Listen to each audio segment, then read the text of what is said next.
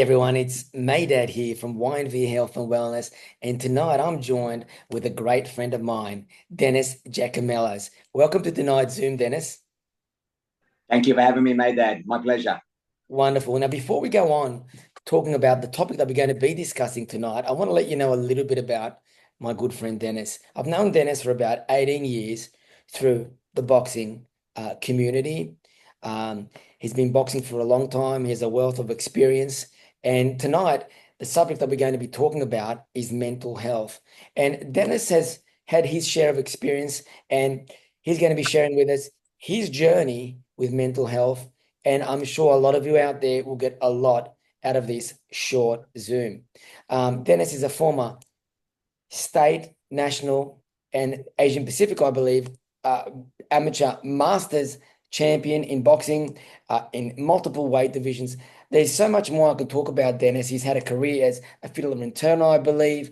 He's worked in so many different places. He's managed different companies. He runs his own company called Angry Ant, and he runs a variety of programs that I'm going to let Dennis share all about the information that he has to share with us.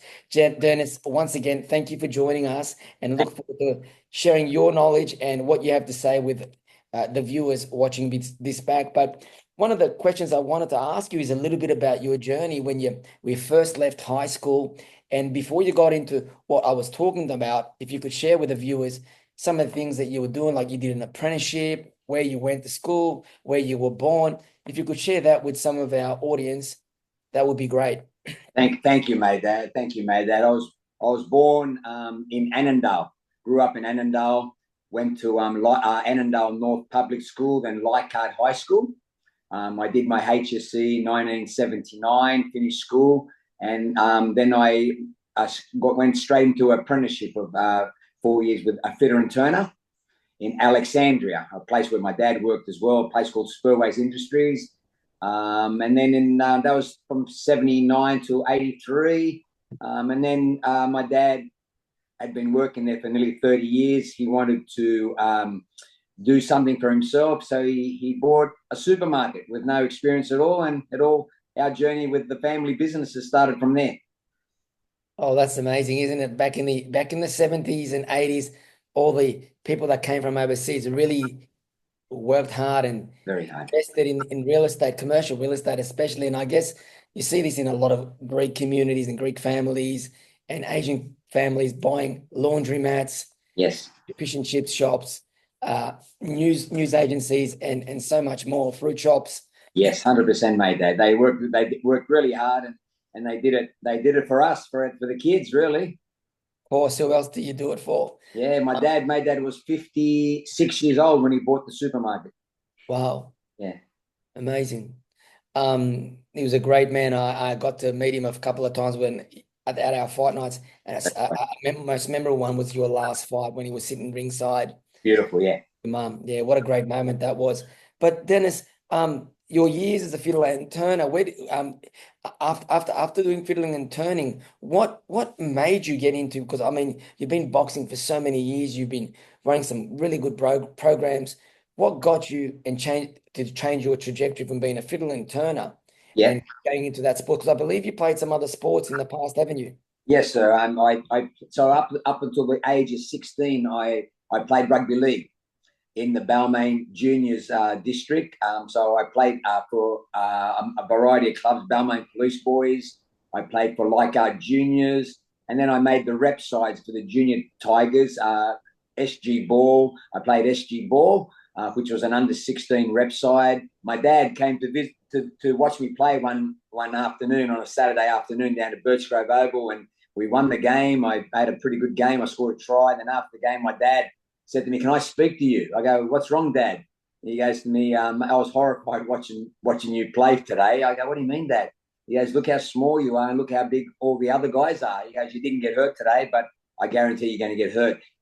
Son, I don't want you to play rugby league anymore. We've got to do something else." That was Saturday afternoon. Monday afternoon, when I got home from school, he got home from work. He goes, "Jump in the car." And he drove down to Glebe Police Boys and handed me over to a police sergeant. He goes, "Teach my son how to box." And is that where it all started? That's where it all started. In a matter of 2 days, I went from rugby league to boxing. And ever since you've been hooked. Booked as 100%. 100. It, It was the it, best thing I ever done. it's a bit like love at first sight. 100%. I loved it, mate. That I fell straight in love with it. Eh? And I Yeah. still remember my first coach's name. He was a police sergeant, Jock Campbell, Sergeant Jock Campbell. Very, very hard man, and very, very. You got to think this is like 1978 when I started boxing, or hard times, and you had to either train or he'd send you home if he saw that you weren't training up to your potential. He'd say, go home, come back tomorrow. Yeah. Those were the old trainers, right? Nothing like today. Bit different. Those guys are a bit soft, and if you get in trouble if you yell at people, which really comes down to like the sign of the times. I think these today we're living in times where um, everything is different. People are exposed to so much rules, so many rules, what they can do and what they can't do from the Yeah, coach, yeah. from the father and mother. And back in our days growing up, our parents were allowed to do whatever they wanted within reason. As they Within hit us, they yelled at us, they yeah, smacked us, they ground us. Today, if you hear of any of that happening, you could have a case on your hand. And 100%. it's interesting how the sign of the times of what has happened when we grow up from our generation to the generation of today. Yes. So, yeah, and tell us a little bit more, Dennis. So you started off at the Elite PC. Police Boys. Yeah. And so that's 1978, and we had a lot of like I remember after about 3 or 4 weeks, I was training there, and they had an excursion coming up in a couple of weeks. Elite Police Boys was going to go to Bathurst to do like an in-house sparring thing, like And I said, "Sir, I want to come." He goes, "You want to come? Okay, jump in the ring, Dennis. Put your gloves on." And I remember putting my gloves on. He said to me, "Throw a jab, Dennis," on his pad.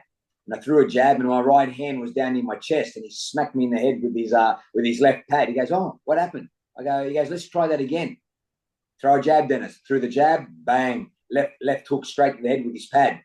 And he goes, "You know what he said to me, mate? That he goes, the next 2 weeks here, you're not hitting a pad, you're not hitting a bag. You're going to be in front of that mirror down the back of the gym, and you're going to practice throwing the jab without your right hand dropping." 2 weeks later, he calls me back in the ring. So 2 weeks, I was just practicing throwing a jab with my hands, correct. 2 weeks later, he says, "Dennis, come in the ring. Let's do that what we were doing 2 weeks ago." And I threw a jab. And he threw his left pad at my head, and my hand was up. And he goes, "Now we'll think about fighting." Yeah, look, I'll tell you an interesting story, a little bit like that. I remember the first time I went to America, to Las Vegas. How I explain this? I remember the first time when I went to Las Vegas for boxing, and I visited Floyd Mayweather's boxing club. I was introduced to Roger Mayweather. Roger Mayweather was sitting inside the ring, on the side of the ring, and from the corner of my eye, I could see him watching me shadow box. And I'd been introduced to him by Marianne Owen Laurie, who is a photographer and who's a writer. Her husband, Butch, is a cut man and assistant trainer who's worked with Evander Holyfield and a lot of other great fighters. And Roger was watching me while I was shadowboxing. From the corner of my eye, while I was watching myself in the mirror shadowbox, Roger was watching me. So I turned around and looked at him, and Roger turned away. And Okay. a few minutes passed, and I looked again in the mirror as I was shadowboxing, and he was looking at me. I turned around to him, and he said, "Come over here." And Roger started catching mitts for me. And I thought I was like, wow, like a spoiled kid in a chocolate factory, like Wow. Yeah. to spend time with this amazing trainer. And as he was holding pats for me, he started hitting me back, and he started hitting me on the head. And I went, "Oh, okay, I'm sorry, I've got to keep my hands up." And he was like, "Just keep your hands up," because he was asking me for certain sequences. Now, Roger really has this, he teaches mitts in the way, in educating fighters that there are no missing links in classical boxing. So he gets you to put something out, and then he fights and punches off whatever you pulled out. So you catch and punch, you sleep and punch, you duck and punch, you roll, you come back with a combination of punches, and that is continuous. So the flow is ongoing. And this particular section, he kept hitting me on the head. And I said, "Oh, sorry." And he just stopped and he said, "Listen, don't say sorry. It's you getting hit, not me." And from that Love point it. onwards, Love I it. realized catch, sleep, duck, roll. And after a few goes, I learned to I wouldn't say master. I became a lot better at it, Yeah. and I was able to come back to Australia and go over it. And it's like anything, whatever you practice, you just rehearse and repeat, rehearse and repeat, and before you know it, it becomes almost second nature. And I'm really grateful from that Glad with experience. that. Yeah. It was a So, great trainer, made that rest his soul in peace. yes, Dennis, that's true. A great man he was. And when you got into boxing, can you share with us some of the great moments and some of the great experiences you had throughout your years? I know you started at PCYC Glee, but I noticed you did work in a lot of other gyms, one in particular Yeah. in Randwick. Can you share some of your experiences along the way before Yes, sir. Yes. we talk about your fighting career? Before we talk Yeah. about your fighting career. 100%. So when I started at Glebe, Dad also built in his garage. He put up a bag for me. I had some weights and that, so I was training at the gym at Glebe, and then also I was training at home as well. In the early 90s, 1992, I was working in my dad's shop in Randwick, in Perouse Road, Randwick, in the Spot. And then across the road there was a leather goods store, and I saw a big poster on the window. And I went over and had a look at it, and there was a phone number, so I rang it up, and a young lady answered the phone, and there was a number for a gym called Blackwell Pro Gym, and at the time it was in Coogee, in Bream Street, Coogee, in the back of a house in a big shed. That was 1992. So I went down, had a look, I did a class, hooked. I loved it. I loved it. By this time, we had left Annandale. We were living at Clemton Park in 1992. I moved my family out here with my three daughters and Karen, my wife. And then I used to work at the shop and then go down and do the classes at Blackwell Pro in Bream Street. 1995, the gym moved to Randwick. And it was there from 1995 to 2017. So I was there at Blackwell Pro until 2017, and the business didn't go too well at the end. My original owner sold it, and then the gym closed. And then a mate of mine called Mr. Maydad Ronan rang me, and he said, "Yes, I heard what's happened at Randwick. I'd love you to come and work with me." That's right. One and one play made two. It was easy for me. Wasn't much of a hike from Randwick to Bondi. Most of my people came with me. Happy days. Exactly. And you've always been welcome there, and it's been like family ever since. 100%. It was a good move for me because it was a change. I was not, I knew yourself, and then I got to know all the rest of the trainers and that. And it was happy days, mate. It was a great move that I did. No, it was a great time having you at the gym, and you're always welcome there, Dennis. Dennis, can you share with our viewers some of your experiences as a fighter Yep. before you became a coach? Because I think there's a huge difference in becoming a teacher to being a fighter. There was something I shared many years ago when I was in Florida, when I gave thanks and paid respect to the great Angelo Dundee when he passed away. It was straight after I won my World Masters UBC featherweight title, and I fought the Japanese fighter, Shinichi Murayama. And one of the things I said is, no fighter really understands the efforts that go into becoming a coach until they become a coach. 100%. Yeah. Amount of time that you have to pick a fighter up from his home, to take him to training, be a fighter, to be his mentor, to be his guide, sometimes to even be a second dad. Yeah. And be a psychologist. Yeah. And not only just a trainer. So your role really, you have to embody so many things as a coach. And I think most fighters or most athletes don't really understand that until they retire and become coaches themselves, regardless of what sport it is, whether it's boxing, cricket, football, tennis, soccer, whatever it is. And that's something that I can really resonate with. 100%, mate. No, I fully agree with you there. Like when you become a boxing coach, you become, like you said, you become a father figure, you become a mentor, you become a psychologist. I've had people come and box with me, and for example, they're doing a half an hour session, and it turns out to be a half an hour of a psychology session. There's no boxing, just talking. It's true. Yeah. And so we are boxing coaches. So our job is to help people learn how to box, but we're also we're also good listeners to people that have got problems. They want to open up to us, and so we take it all in, and if we can help them in any way, that's what we try to do. And it's a great skill too, to have that ability to listen, because really sometimes all the person wants you to do is to just listen. Listen to what they have 100%. to say, listen to what they have to share. Before, I think sometimes we become too quick to address, to speculate, um, what is going through that person's mind and body, and all they want to be is just heard. But Heard. Yeah.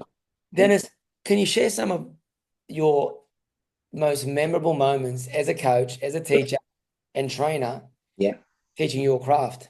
Yeah, 100%, mate. They're like through the at Blackpool Pro. So I was head boxing coach there from 1995 to 2017. It was primarily a kick Thai boxing gym when I first went there, and then it did a cycle, and then people wanted to box more, so I became head boxing coach. And then at the time, Bruce Townhill was the owner of the gym, and he looked after all the kickboxers and the Thai boxers, and he said to me, boxing's your little baby now. You look after that. So then I started to corner guys in boxing, South Sydney Leagues Club, and around the Sydney metropolitan area. I trained in through the boxing. I had my first state champion was a guy called Morgan Trainer. Morgan Trainer, the heavyweight. Yeah, the heavyweight. Yeah, we went up to. I remember we went up to a guy called Peter Hallett's promotion at Newcastle. Yes. And Morgan won the New South Wales heavyweight title up there. And then young kids came along, and then I trained people like Peter Morrison, Owen Gardner, Matty Gardner, and then a young guy called Dean Lavanos came in the early 2000s, and Dean ended up having like 50 amateur fights, turned pro, moved away from the area, so he went to a different gym. I believe he went to Burwood PCYC and started a pro career there. And then another young kid came along, a guy called Jack Shutram, who was his father was very good friends with his father. He was about 13 at the time. Trained him up, and he had his first fight at 14. And then he had multiple fights. He won a novice state title, an ABA novice state title. Then his dad decided he wanted to box as a masters, and Peter ended up winning the WBF Masters heavyweight title. So he was my biggest accomplishment, like a Masters world champion. Yeah, I remember that. That was actually on one of my fight shows, wasn't it? Yes. Yeah, that was. Stewie was a tough guy. Very Lovely tough guy guy. too. Panel beater, great bloke. Very good man. Yeah, great bloke. Dennis, what is your message to people, and like, what do you feel you got out of boxing, as far as like, because I know I haven't asked you about some of the titles and the achievements that you have, which we'll go into next. But a lot of young people sometimes walk into a boxing gym with more than just wanting to learn to box. There's a lot of hurt, 100%. there's Yeah. a lot of trauma. There's something that is much more powerful than just learning to box. 100%. And Mate. Yeah. I feel that they walk out sometimes feeling so fulfilled, with an increased self-esteem and confidence and so much more. What do you feel some of those things that you've seen over the years from young people coming to you with traumatic Yeah. background? Yeah. I made that. It's funny. I've got to a stage in my life where, as a coach, where if someone books in with me for the first time, from the first time I see them before I don't even know them, I gauge and I think to myself, this kid, it's usually kids and grown-ups as well. There's something wrong here. There's something wrong. And within the next maybe 2 or 3 sessions, they start to open up a little bit to me. And a lot of them have had trauma. They've got mental issues, depression. I had a young boy not a long time ago, about 2018, here training at my home here. He hadn't left his bedroom in 6 weeks. And his mum reached out to me, brought him, and our first session made that it was supposed to be an hour session. Our first session was probably 40 minutes of talking, and he could box a little bit, but he wouldn't even look at me when he was hitting the pads. He'd look away, and I go, mate, you got to look at the pads, because he was a big boy too. You got to look at the pads, because you're going to miss the pads. You're going to hit me, and you're going to knock me out. And now he's working 6 years down the track. He's working. He's working 2 different jobs. He's boxing with me. Probably he lives way out. He comes to me about once every 3-4 weeks, and he's a big improvement. It's incredible, some of these stories, Dennis. 100%. Just like I get a lot of other people that have been some sort of trauma growing up, and I can see it, I can feel it, and then once they get to know you and they get comfortable with you, that's when they start opening up, and they want you to listen to them. They want, if you can help them, we try to do our best with them. You know what I mean? And the boxing also helps them as well. It's a medicine. The boxing is a medicine for mental health.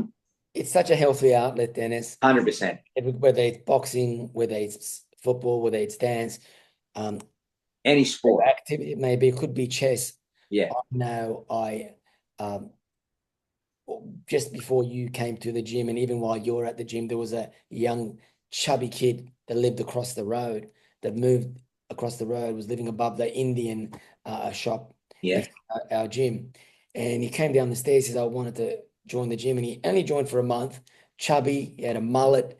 And when I first met him and I seen him riding the bike and working out, I thought, well, this guy's going to stick around for a month and that's it.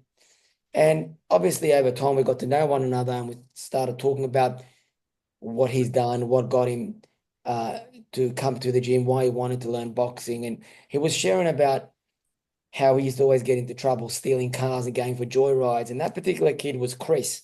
Okay. Right. Remember the great pad holder, Chris. Yes, great kid.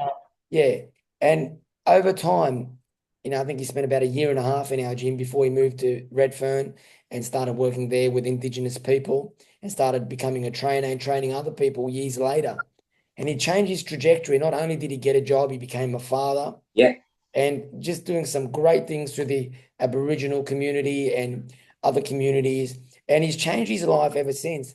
And he turns around and he told me one time, he said, mate, Dad, coming to your gym had allowed me to change my life around completely. I used to get into this, I used to do this, I used to do drugs, I used to smoke this and do that.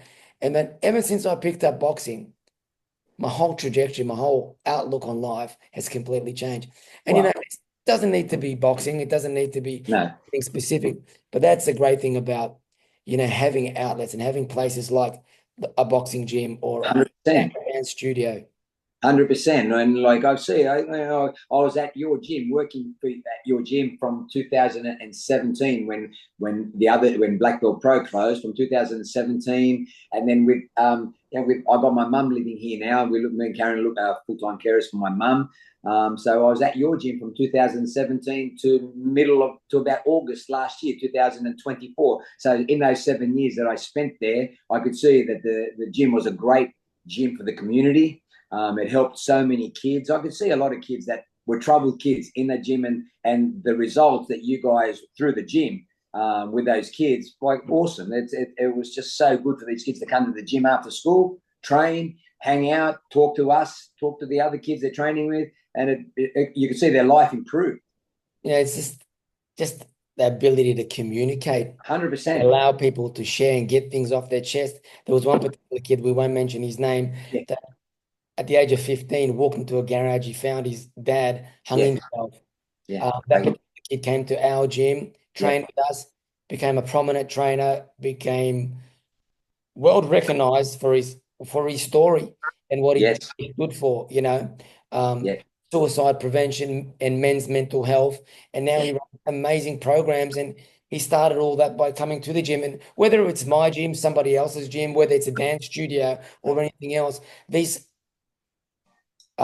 businesses, was these areas, these outlets for these kids to go to and, explore, open up, grow and share and vent their frustration, and just gives them a chance to just evolve, improve their team, and just become something that they didn't think they were able to do. And that was so evident with that particular case, wasn't it? 100%. I know exactly who you're talking about, and 100%. 100%. What a great evolvement for a human being. Yes, and he's still doing some amazing work. He's really into his yoga and that. But Very Dennis, good. if we could just ask you a little bit about your achievements. I know I mentioned a few, but I don't want to miss out on anything. So if you could share some of your journey Yep. since taking up boxing with your boxing career and the titles that you've won, and don't be afraid to dive in a little bit and take your time sharing. Thank you, mate. Thank you. So I boxed for many years, right? And then and we used to travel a lot with Glebe Police Boys, Bathurst, Wollongong, and every few weeks we used to go on the Glebe Police Boys bus and go. And Yeah. our gym used to compete against, say, Bathurst, Wollongong, Lithgow. So I had probably about nine of these fights. And then this is between 1979 and about 1981. So in those 2 years, then I met my lovely wife Karen at Spurways when I was a fitter and turner, right? And then so the boxing stopped a little bit, so I started training more at home until I found Black Belt Pro. And then for many years, I was a student at Black Belt Pro, became an instructor there, started teaching. In 2011, I was diagnosed, in 2008 with both hips were shot. They both needed replacing. So I had a double hip replacement in 2011. And then this thing in my mind said, you know what? I want to fight again. So I got myself down from 72 kilos down to about 53, 54 kilos.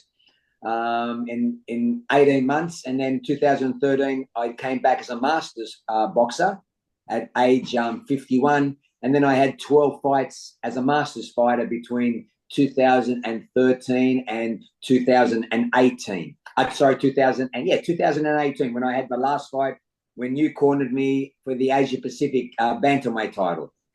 Great memories. Yeah, great memories. Yeah, and then in those years, I won the New South Wales bantamweight title. That was on your show at Bondi RSL. Yes. Against a good mate of mine now, a guy called Glenn Maxwell, which you fought as well.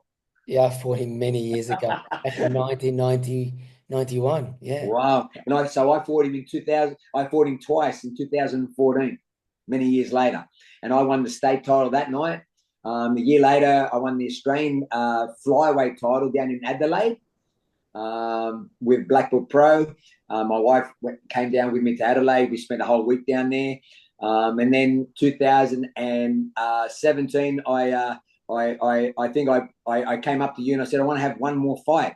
And you go, why? Look, you're 56. And then you go, let's do it, Dennis. So we trained, and you trained me up for that fight, and we fought a guy. You brought a guy out from Thailand, and again back to Bondi RSL, and I won the Masters Asia Pacific bantamweight title that night. And I think you fought Glenn Maxwell on my fight night as well. That's right. Yes, yeah, so two of my titles were on your fight nights. Yeah, it's really amazing. If you go back, people listening, Dennis was, how old were you in 2011 when you had your hips done? I was 48 in 2011, and then I was 48 in 2011. And when I had my first fight back in 2013, I was 51.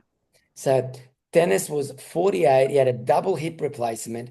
What I'm trying to get at here, people, is like, if you want something and you're dedicated and it's something that you really want to do, it's all about taking action.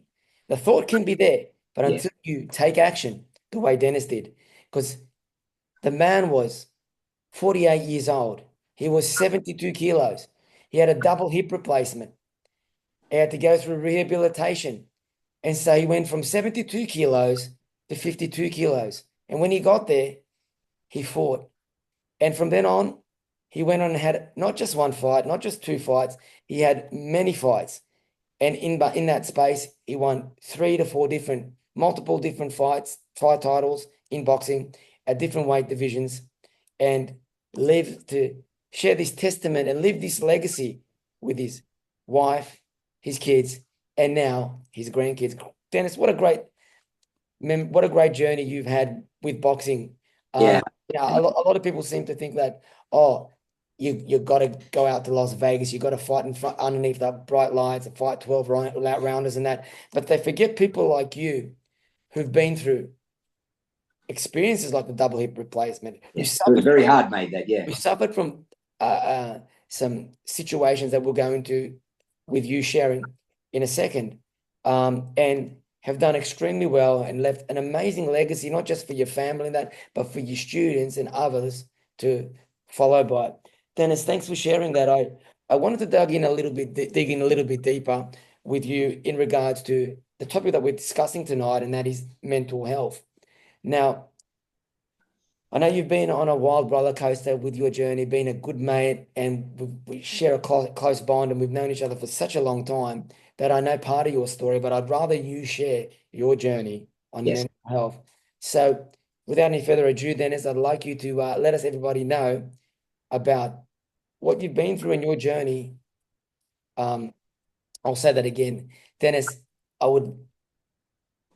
It'd be nice if you could share Yeah. a little bit about the journey you've had with Good, mental man. health, because I'm sure there's people out there today that are suffering that would like to listen, maybe 100%. relate to something that you've got to share. 100%. Yeah, thank you, mate. That, like, you know, we go through life, and we sort of, you know, it's a roller coaster. We go to work, we come home with family, and it's just it's you wake up, you repeat, repeat, sleep, repeat.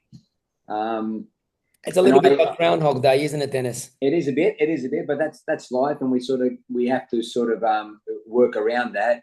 My journey probably started when this would have been probably around 2012. So I think a lot of my trouble with depression came firstly through when I had the osteoarthritis in my hips. I was in a lot of pain. That caused the depression to start for me, because I couldn't do what I love, boxing. I couldn't train. I used to remember watch kids in that train in the gym, and I was there just teaching, but I couldn't do very much, and I was in a lot of pain. I was taking a pain relief 4 times a day to get through my days. And that sort of started my my road with the depression. And then that was about 2012, and then 2014 I had a couple of really bad experiences through the depression, and I ended up with the help of some of my friends, my wife and a very good mate of mine, David. I ended up in a place called Black Dog Institute in Randwick, which is a facility that looks after mental health. Yes. And I was assessed by a psychiatrist, and then a psychologist, and then in my journey through, with multiple visits and multiple was put on medication, and then multiple journeys with psychologists, and then try to keep me on the narrow and straight. And the depression, if people don't know about this depression, is I say it's like if you're riding a wave through the tube. We go through the tube. You got to ride it, and then come out the other side. It doesn't stay. It comes in waves. There's been times where I've been really good, and then in a matter of 1 hour, I was down in the dumps and depressed, and it all came to a head one day in 2017 when I was training a guy at Bondi Boxing Gym, a mate of mine. His name was Ben.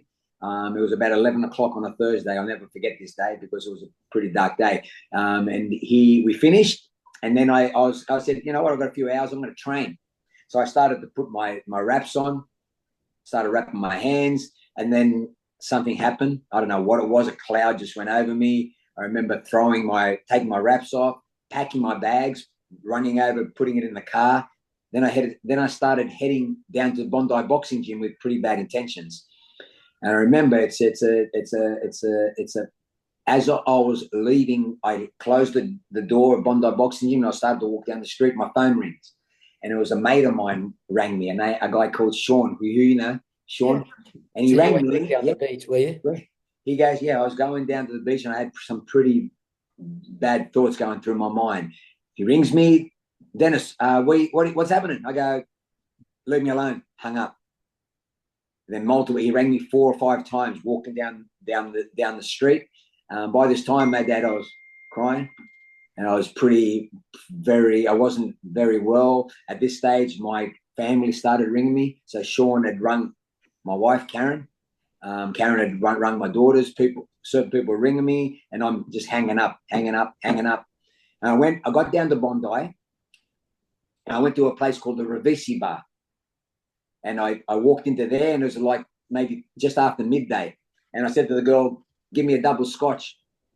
She goes, sir, it's a bit early to drink. I go, just give me a double scotch. I had 2 or 3. And then within about 45 minutes, guess who runs into the Ravisi Bar? Sean, my mate. What a great friend he was. Yeah. So he was working at his gym at Little Bay, which is not too close. No, it's a good 15 Ks at least. Yeah. So he drove to our gym at Bondi, noticed that I wasn't there, and by instinct, he ran down to Bondi gym, down Bondi Road, and came into the Ravisi Bar where I was sitting. And I'd probably had 4 or 5 scotches by this time. He sits down next to me. He goes to me, are you all right, old man? I go, leave me alone. Pissed off. I go, get away from me. And he goes to me, settle down. We started talking, and he goes to me, you're going to be very upset with me. I go, what's wrong? What am I upset about? I said, he goes to me, and then before he even finished his sentence, police came, an ambulance came. So he'd rung them because he didn't know he knew that I wasn't in a good state, and this all happened within 1 hour. And Dennis, what do you take from that experience? Now, others watching this back, yeah, wanting to, and I'll get to the nitty-gritty, wanting to take their life or wanting to give up, wanting to throw the towel in and quit. What advice do you give them? Would you say, stop, take a moment, talk to someone? What advice would you give them, Dennis? Reach out. You got to reach out, mate. Like this with my situation, it was the other way. Someone reached out to me. He just rang to see what I was doing, and then quickly he put things into place, saying Dennis is not in a good state. So I say to people that if they ever have an experience where they want to end their life or anything, you got to just step back a little bit and reach out, call somebody. I'm having trouble. Call your best mate, call whoever it is, and try to talk your way through it. You need to speak out. Yeah, you can't. It gets too heavy. It gets too heavy for it to be. I don't know what would have happened that day if Sean hadn't rung me. I don't know about that. You know what I mean? You're very lucky to have that friendship. 100%. Board. I spoke about this in the past in our Zooms about our internal dialogue when it comes to mental health, regardless if it's men's health, women's health, any mental health. Yeah. Childhood mental health. And you see a lot of kids like, childhood bullying, cyberbullying. You've seen cases of young kids committing suicide? 100%. Yeah. It's very sad, because especially with young kids, because they've never really had a chance to process the emotion, to process the event and ability to deal with it.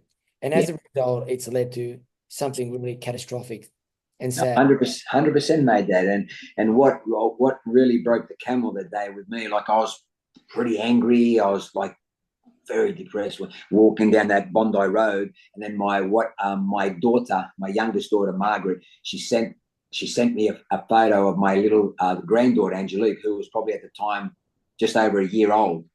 And she said to me with a caption, "But Dad, please don't do anything silly." And like I remember I was walking down Bondi Road with that picture of Angelique, my granddaughter, in my phone, and I was crying at the time. And it was a pretty dark day. But lucky I had an angel that day, a guy called Sean. my mate called Sean. He was the angel came to help me. What a great bloke, as I said before. Dennis, is that internal dialogue that we have running in our mind. They say that every 5 to 7 seconds, there's internal dialogue running through each and every one of us. It could be, I've got to tell the kids to keep quiet because I'm on Zoom with Dennis. It could be, I've got to take the chicken out of the oven, or I've got to set my alarm clock for tomorrow morning because I've got to wake up at 4 a.m., whatever the situation may be, or that dialogue may be. Sometimes it's positive, and a lot of times it's also negative. Of course. How we entertain that dialogue, how do we entertain it? That really has an impact on how you felt and what you do with it. Yeah, I you know what made that with me? Like I used to, even after my fights, having won those titles, I remember we used to go away with Karen for a week, just go down the South Coast, and then I was on a high, and I always knew when there was a crash coming. You're not the only one. Yeah. Every single one of us, Dennis. Yeah. And you know when I ran all those fight nights where you guys fought on, Yes. 2 days later, I would crash. Yeah. It's very common. It's very common. I think your what's it called? Your you know, you get like the human endorphin hit that you get from intimacy, Yeah. from triumph, from seeing a great event, from eating chocolate, from eating ice cream, takes you up. But there's a point, same with drugs, same with alcohol. I don't drink, I don't do drugs, never have, you know. But all these things, human emotions are the same because everybody processes things differently according to their ability to understand the emotion, to understand the event. And regardless of how they process the event, they always come up, and at the end of it, there's always a point where it comes down. And, you know, that accompanied with dialogue, internal dialogue, unwitting dialogue that comes in to say, oh, you're not good enough. Those kids are saying you're too fat, or those kids are saying you're ugly. And especially for young kids that really don't have the strength and understanding, the life skills to process that. Yeah. It could lead to really sad or bad things happening. 100%, mate. You're 100% right. So what I'd like people to understand in life, we'll have highs and we'll have lows. It's at those times where, like, even now, even to this day, I have some great days, and then I wake up some days and I go, I wish I wasn't alive today. But I know it's a wave, and sometimes I might go distant for a few hours, and I just sit back and relax a little bit, and then that feeling starts to go away, and then you're back to normality a little bit. So you gotta try to like that description I said earlier about the wave. It's like riding a wave. You're gonna go in, you catch the tube from one end. You got to ride it out to the other. And that days when you're depressed, it's not going to last. The depression won't last forever. But you got to be able to just take a seat back from anything. If you don't have to go to work that day, don't go to work. Just go have a cup of coffee, call a mate or something, reach out, but one of your mates, I'm not feeling well today. Can we catch up? You got to do something about that, and that feeling will go. And I think everybody suffers from some form of mental health, even when you're supposed to be normal. Everybody suffers from some form of mental health.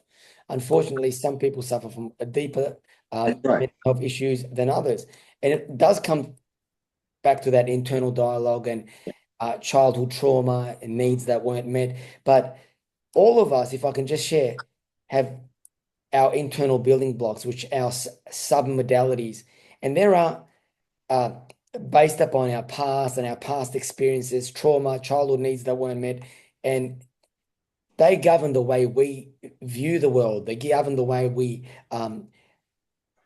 understand certain situations, how we react, how we communicate with others, and how we see the world, our view of the world.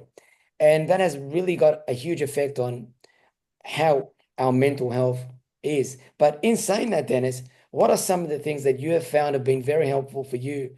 Yeah. Where you struggled with certain situations, felt a little bit uncomfortable or under the weather, Yeah. We've been able to block time and do certain things, whether it be exercise or breath work. What are some of the things that you found useful for you to get over some of the trouble that you've had in the past?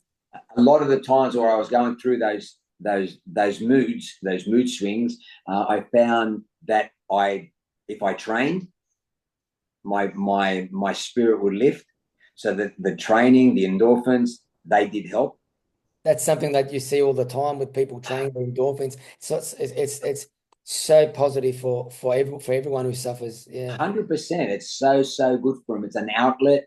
Having a good friend to talk to. Even to this day, I see a young lady who's a psychologist, Joanne. Her name's Joanne, and I've been with her now for 6 years, and she helps me to help the kids that we're training now that have going through episodes as well. So she's giving me ammunition to help me. She says to me, "You're going to take my job." So I go to help. I go to her to help me, but also I go to her also to help me help others, if that makes any sense. It's really empowering, Dennis, and it must be very uplifting for you to be able to do that and see you've been on this journey that hasn't been an easy road. It's been quite rough at times, and as you said a few moments ago, there were some moments were just unbearable for you, and to be able to embody that and share it with others and empower the young and help them see some positivity and hope. And that is really what it's all about, isn't it? It is 100%, mate, Dad.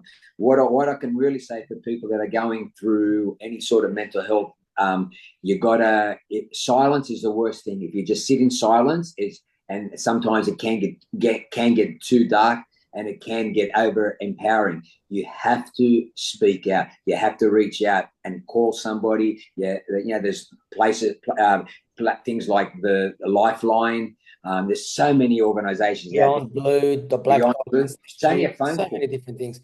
Yeah. Only a phone call made that. Or if you got a good mate, there were times in the gym. I guarantee there were times in the gyms where you probably noticed Dennis is not feeling good today. Yeah, You know what I mean? times. And you know what? I learned to give you your space, but I also learned to be observant like Sean was. Yep. And I think that is the great thing about being close to someone and having good relationship with someone who may suffer from mental health, to understand their moods, to know you understand by understanding their not natural behavior, and you can tell when they're having a great day and when they're not having a great day. And 100%. you don't have to be there, talking in their ear all the time and that, but just be nearby and understand Yep. the situation. And then when it's time to intervene and offer that support, whether it be just sit them down and talk to them or just take them out for a cup of coffee or something, that's the best thing. And that's probably the only thing they need in most cases. They just need someone around. They need someone around that's gonna help them, talk to them and help them get over this that mood swing that we talk about, because it doesn't last forever. You know what I mean? That mood swing, that dark period is a dark period. And if you don't, it won't last forever. You just got to be able to ride through it. And whatever you do, whether you do some exercise, go for a run, call a mate up, go for a cup of coffee, I guarantee that mood swing is going to change. It's incredible when you talk about you used the word the mood swing.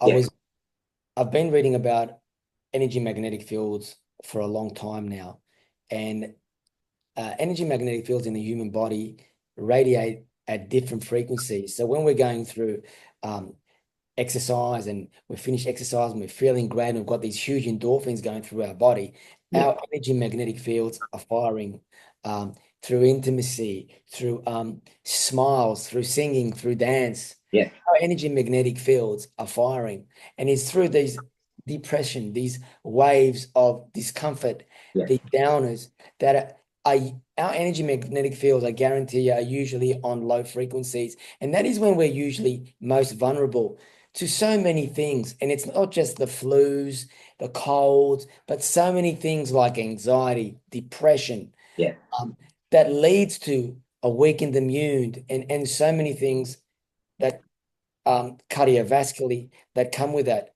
And I think the more studies that we do the more modern science and medicine delves into this, the more we'll learn about how the mind and body really connects and works together as one. Because obviously, if the mind is well, the body's well. If the body's well, the mind is well. They interconnect together. But Yeah. then there's so much I know that you've got to share about. I just, before we finish tonight, I'd like to find out and share with our viewers some of the great work that you're doing now. I know you've got your own established place there at Clempton Park. Yes. If you can share a little bit about that, share a little bit about some of the courses that you run. Yeah. Can you let our viewers know of some of the great things that you're doing now? 100%. Before I go there, I also want to thank a couple of people that used to train at your gym, Edward and is it Paulini? Paulina, yeah, Edward. Remember we did a little documentary. Yes. It was called The Last Fight, and it was about mental health. It was about my journey through mental health, and also with boxing. And Yes. through the help of Paul and Ed, they worked for a company called the Hive Film Industries. They made a little 6-minute documentary called The Last Fight. And it was such a great documentary about mental health that it won an award at Tropfest in 2019.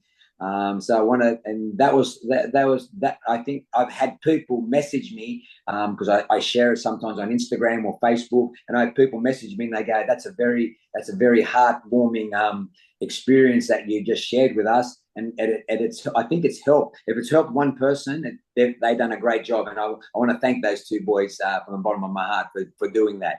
Now they're a really good bunch of boys, Ed and Pauline, doing that documentary. And like you said, it was at Tropfest and it received an awards. And like, if an event like that can just touch one person and change one person's life, then it really has been worthwhile.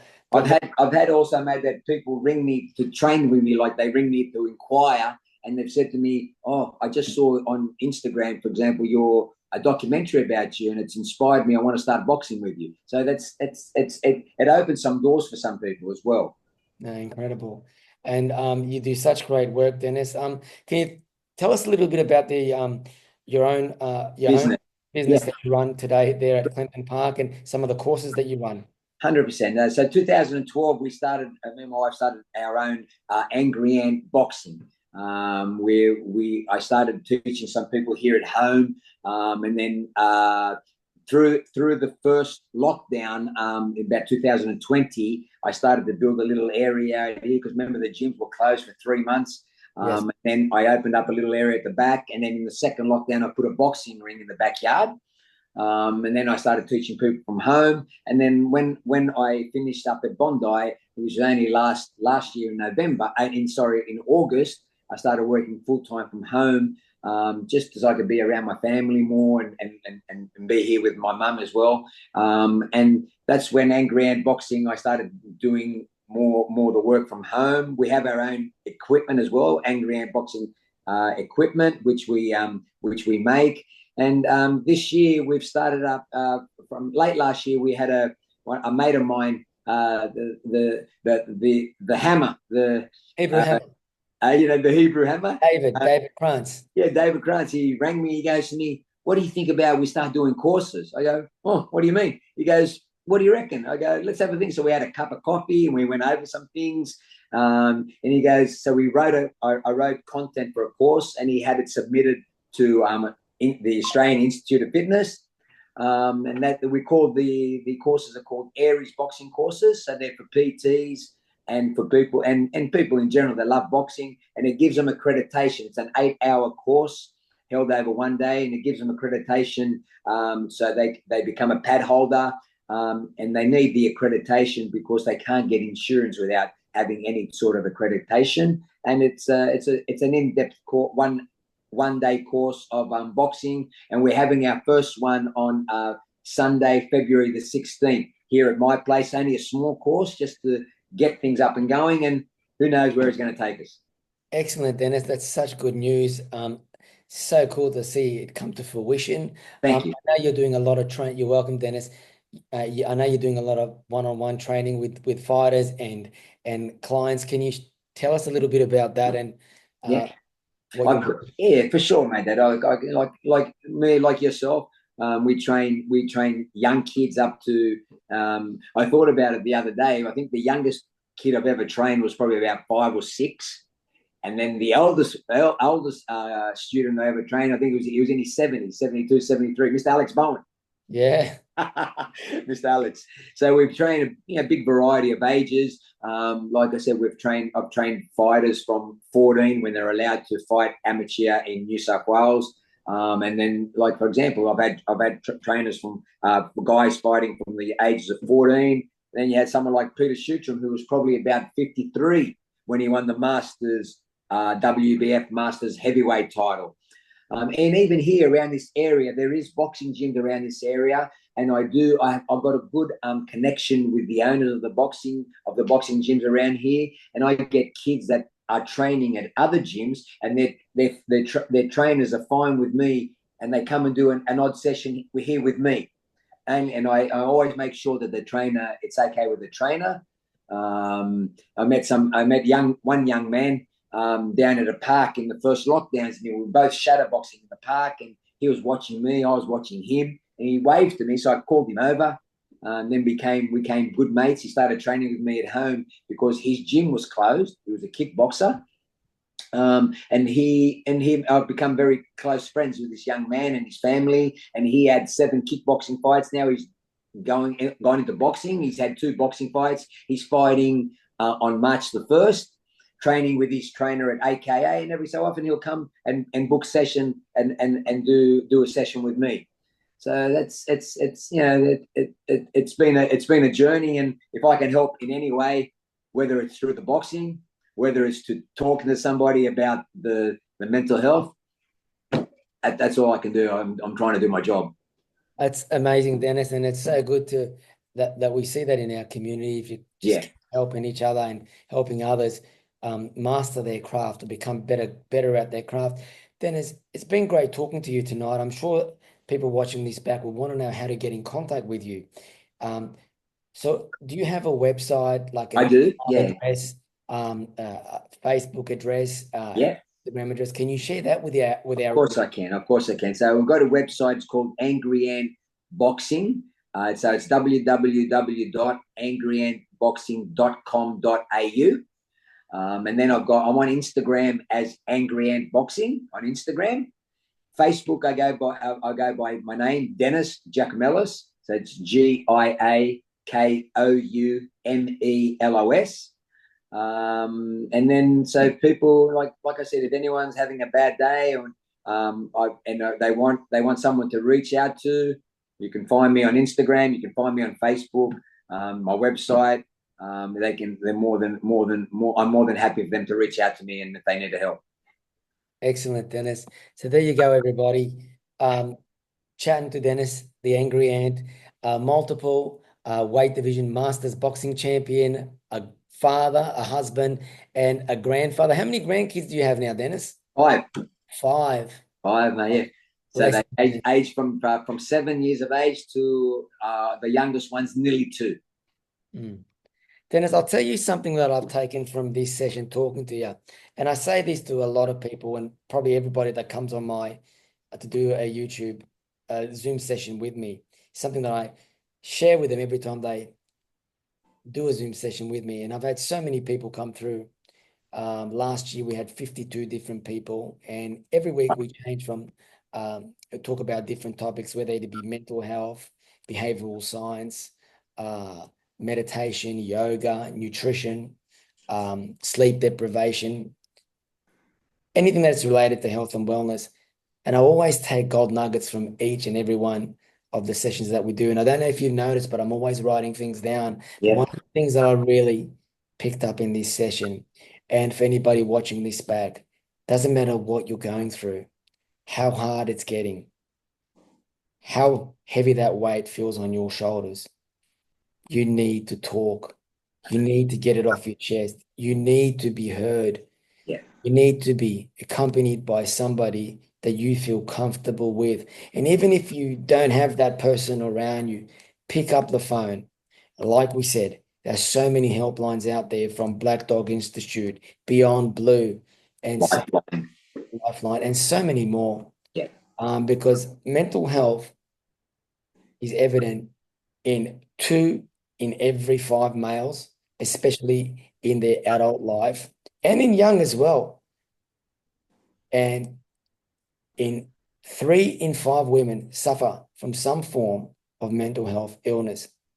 And interestingly enough, with Dennis, as Dennis was sharing, he didn't feel this earlier in life. And most young kids don't feel this so bad early in life. But when they get into their teens, into their 20s, because what happens here, it is not until you become 15 and onwards that you start experiencing puberty, you start experiencing most social activities, and your social life, your interactions have a huge impact on your makeup and how you perceive things. And it's something that I've referred to in past Zoom sessions when I talked about Dr. Macy Miller, who talked about the 3 stages of human growth. And it's that last socializing period that really has a huge effect. And that is where a person suffering from mental health usually feels it more than ever. And his ability to connect, find a girlfriend, find a boyfriend, feel like he belongs in a certain group of people. Yeah. And sometimes it just becomes so hard where that person does not want to leave the house. I know when I hurt my back and I was injured and had to give up pastry cooking, I didn't go anywhere. I didn't work for 18 months. I was doing courses. I was unemployed, but it was the worst time in my life because I didn't have the mental skills to process What was happening and what I needed to do. And so I closed off. I remained silent. And it was the worst thing I ever did because once I started talking, once I started becoming more outgoing, going for swims, meditating, doing yoga, getting some grounding. Doesn't matter what you do, get out, Get out. Yeah. life, 100%. and enjoy it. I realized that there's so much more to life than just sitting at home and hiding away, thinking that some magic day is going to happen, going to come, and with the click of a finger, everything's going to be all right. Because at the end of the day, everything you are is everything you do. So take action and embrace all the good things that you have. Dennis, it's been amazing talking to you. Amazing, mate. That I really appreciate you having me on, and like you were just saying then, like all we can both from us to everybody watching this, if you are going through any battles, you have to not stay silent. You have to just speak out, reach out for help. It's the only way that you'll get through this. You have to, even I remember at the end of that documentary, the last fight, the last thing I think I say on that documentary is you got to speak out. And there you go, everybody. From somebody who's experienced mental health, who's been on an amazing journey for the highs and the lows, sharing with you his experiences on some of the things that he has done to deal with all those dark times, from breath work, exercise, going out for dinner with his wife, listening to music, whatever it needs to be done, do it. Do it. That's right. You got to take action. Got to take action, mate. Exactly. Amazing talking to you.